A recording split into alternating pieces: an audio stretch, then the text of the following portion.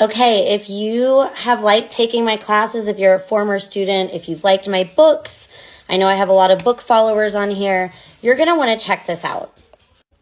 I just finished filming a podcast. I'm going to put the name in the video with John Allen. It's called the Coming Home Podcast.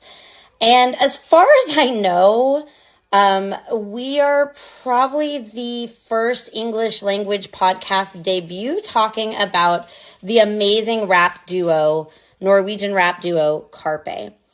If you've been following my Instagram for a long time, and I know some of you, as I said, are former students who have followed this for a while, you've been seeing a lot of content about this band, right? And you might be thinking like, oh my God, Norwegian rap band, like maybe that sounds cheesy, right? But let me tell you, you're going to want to catch this podcast because in the podcast, I finally give some background as to what this group is doing, who they are. If you've been seeing the content, but you're like, I don't know anything about this. I know one of my students, hey, Rachel, asked, what's the context for this?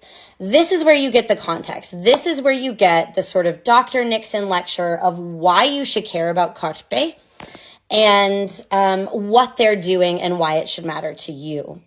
This podcast is going out to 10,000 English-speaking, mostly American listeners on Sunday, and you're going to want to catch it and tell me what you think, because if you've taken any of my classes or read any of my books about social justice praxis, then you are going to be very interested in this group. Just to recap quickly, it is a Norwegian rap duo made of two first-generation immigrants to Norway. So there's so much going on with post-colonial theory, immigration rights. It's just amazing work that really anymore I would have to call performance art as much as rap. So check out the podcast when it drops. I'll put another reminder up and share with a friend, because aside from the fact that I think they're really important, I actually also believe that they're the next big thing, the next BTS in an era where we have Google Translate and don't necessarily need to know the meaning of every single lyric. I think they're the next big thing.